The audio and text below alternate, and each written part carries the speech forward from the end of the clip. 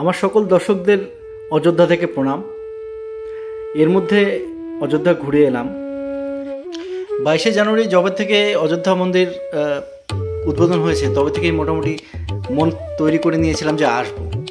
এখন কিভাবে গেলাম, কি দেখলাম সব আপনাদের সাথে শেয়ার করব। আমার সাথে থাকুন, চলুন তাহলে আমার সাথে একটু অযোধ্যা ঘুরে আসি। নমস্কার, পৌঁছে গেছি আমরা অযোধ্যা শ্রীরাম জন্মভূমি। এই রাস্তাটা যেটা বানিয়েছে সেটা 4 কিলোমিটার রাস্তা হেঁটে যাওয়ার, সেটা এখন টোটো যাচ্ছে না, এই প্রচণ্ড গরম আছে, তাই 100 টাকা টোটো নিয়ে মোটামুটি এই আধা কিলোমিটার আগে পর্যন্ত ভেতরের রাস্তা আছে, সেখান দিয়ে আমরা চলে যাচ্ছি। শহরটা যে প্রাচীন এটার কিন্তু সারা রাস্তাতেই প্রমাণ পাওয়া যায়। একটা পয়েন্ট অবধি ছেড়ে দিল আমাদেরকে, সেখান থেকে বললো 500 মিটার মতন হাঁটতে হবে। দেখি হেঁটে কত দূর যাওয়ার। এটা দন্ত ভবন কুণ্ড, কাজ এখনও চলছে, পুরোপুরি কমপ্লিট হয়নি। এটার ইতিহাসে কোনো মাহাত্ম্য থাকবে আমাদের ঠিক জানা নেই। এই সামনেই দেখতে পাচ্ছেন বন্ধুরা, এটার সামনে টিলাটা দেখা যাচ্ছে, ওটা হনুমানগড়ি বলে, এখানে হনুমান ঠাকুর বাস করেন। টোটো থেকে নেমে খুব একটা হাঁটতে হলো না, চলুন এখানেই যাই। যেমন ভেবেছিলাম ভিড় তেমনই আছে। এখনো মন্দির তো যাইনি, এখন হনুমানগড়ি প্রথমে যাওয়ার চেষ্টা করব। যাই, ভিড় দেখে তো সত্যিই ভয় লাগছে। ভিড় দেখতে পারেন আপনারা,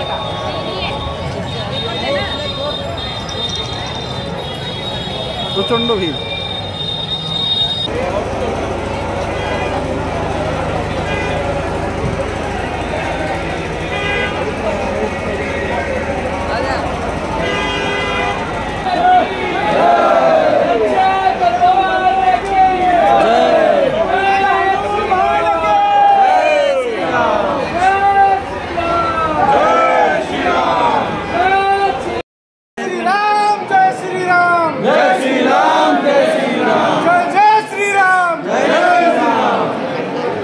আমরা চলে এসেছি হনুমানগড়ি, সাথে হনুমান ভক্ত সম্রাট।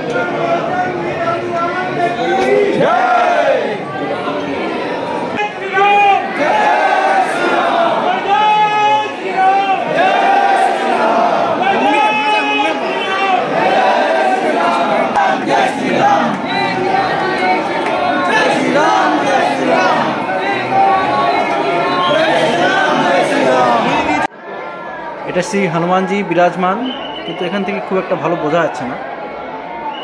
এই মন্দিরটাতে কিন্তু একটু ভিড় আছে, বেশ ঠেলাঠেলি। এখানে সবাই বসে হনুমান চালিসা পাঠ করে, আমরাও করলাম। খুব সুন্দর, খুব প্রাচীন। জয় শ্রীরাম। এই হনুমানগড়ি থেকে বেরোনোর সময় কিন্তু ওটার দরজা দিয়েই সোজা শ্রীরাম জন্মভূমি দেখা যায়। ওখানে দেখুন ক্রেন লাগানো আছে, ওটাই। হনুমানগড়ি থেকে বেরোচ্ছি, পিছনে আমাদের এই জায়গাটাতে রাম মন্দির দেখা যাচ্ছে।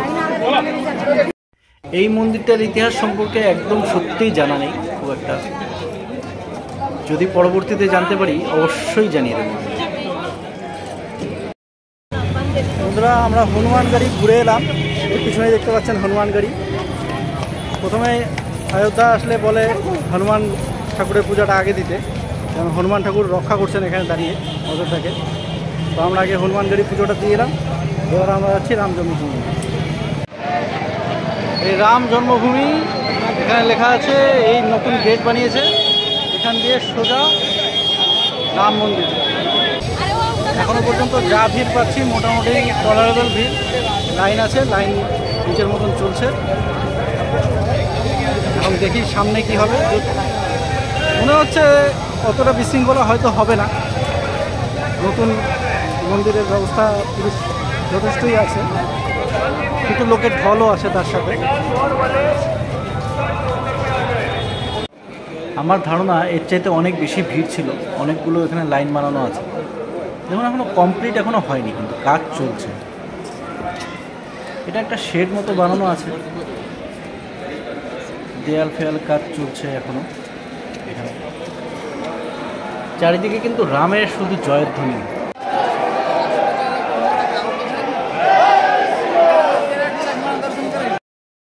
মোবাইলটা বলছে জমা নিয়ে নেবে, এখন ভিতরে হয়তো আপনাদেরকে আর দেখাতে পারবো না। মোবাইলটা জমা দিয়ে তারপরে আবার কোথায় পাই সেটা দেখি। অন্তত সেই ইনফরমেশনটা আমি পরে শেয়ার করে দেবো, কীভাবে কোথায় রাখবেন না রাখবেন। জয় শ্রীরাম, জয় শ্রীরাম, জয় শ্রীরাম, জয় শ্রীরাম, জয় শ্রীরাম, জয় শ্রীরাম। মোবাইল ব্যাগ ফ্যাগ স্ক্যানিং হবে, স্ক্যানিং হয়ে প্রথমে ব্যাগ স্ক্যান হয়ে গেল।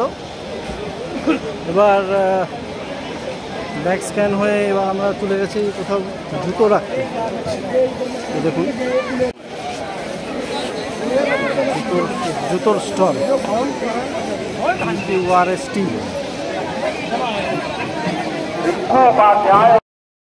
জুতো জমা হয়ে গেল এবং একটা টোকেন পেলাম। ফেরার সময় আবার এই টোকেন দেখিয়ে জুতোটা কালেকশন করতে হবে। নমস্কার বন্ধুরা, আমাদের দর্শন হয়ে গেল।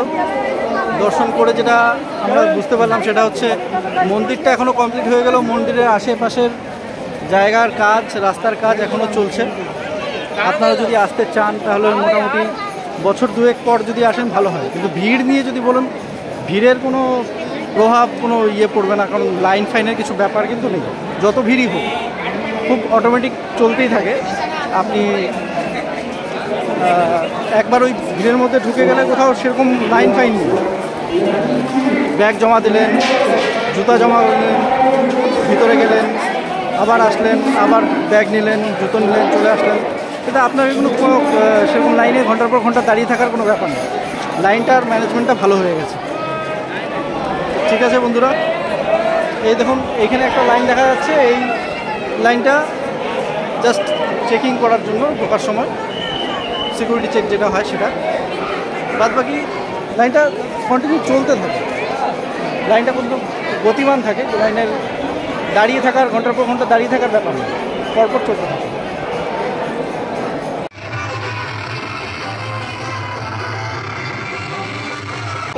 গভর্নমেন্টের তরফ থেকে অনেক থাকার জায়গা, খাবার জায়গা আছে।